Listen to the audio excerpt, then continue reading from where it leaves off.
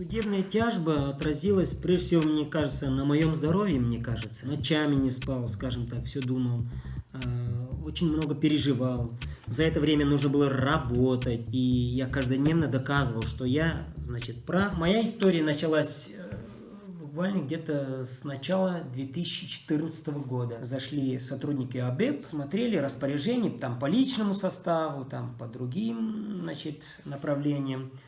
И они как-то обнаружили, что вот премия в 2010 году была премия выписана, скажем так, в сумме 2000 рублей за то, что я участвовал на спартакиаде работников муниципальных образований. Была премия по случаю юбилея республики. Ну и третья премия была в связи с праздником работников органов местного самоуправления. Сначала они посчитали вообще около там 400 тысяч, там под 500 тысяч.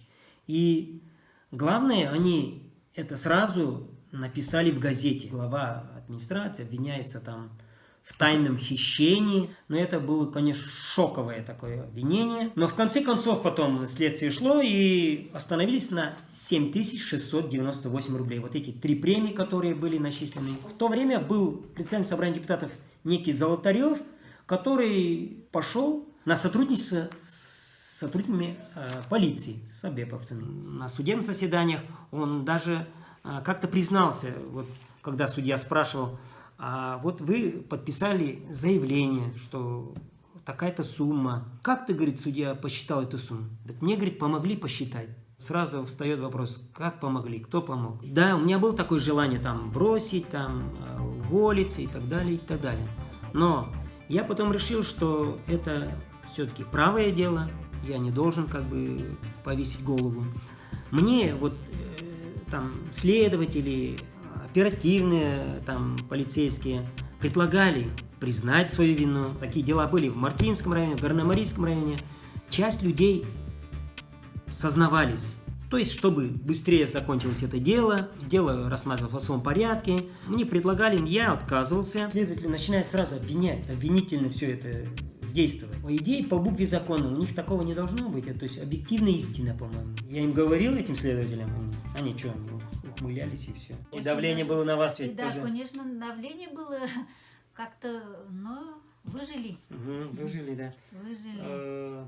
Помнишь, в газете это была статейка, ну где-то у меня есть, вот как там написали, такая сумма, там, это, кража, чуть ли это, туда-сюда. Я говорю, люди говорят, что красть-то не может. Вообще, судебные заседания шли очень долго, пару лет точно шли. Статья подразумевает там тайное хищение. Но как тайное хищение, если бухгалтерия у нас централизованная, и любая копейка как бы без там подписи главного бухгалтера, который 100% мне не подчиняется. И в поддержку меня на суде давали показания руководитель финансового отдела Фоминых Нина Васильевна, бухгалтера все. Решение было оправдательным, но Верховный суд Республики, то есть апелляционный, скажем, суд, оставлял дело опять на дорасследование.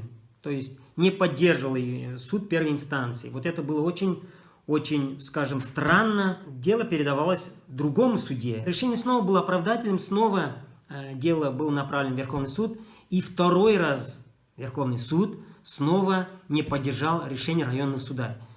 Это было очень тяжело, конечно, и непонятно было. Время идет, это очень трудно переваривать все, и сил как бы не остается. Третий уже суд рассматривал, дело было передано обратно следователям и было прекращено за отсутствием состава преступления. Чиновников ругают, мы же не чиновники, мы рабочие лошадки, можно сказать, вообще, особенно в сельской местности.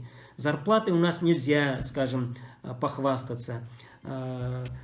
Скажем, бюджетом тем более нельзя похвастаться. 2 года один работал, у меня специалист не было. Должность не денежная вообще, а работы очень много. Работал, экономия зарплаты была. Я на эти сэкономленные деньги, например, 100 тысяч смог выделить на ограду кладбище.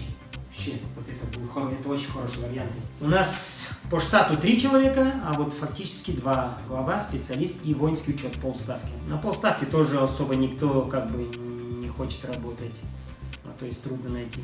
Специалист тоже зарплата там 13 тысяч, 14, может быть, сейчас я не знаю сколько даже. Другие потом признавались, да вот ты молодец, ты пережил столько прокуроров, скажем так, ты все пережил, никому не сдался, и вот такой молодец. Ну, говорю, что это? Вот.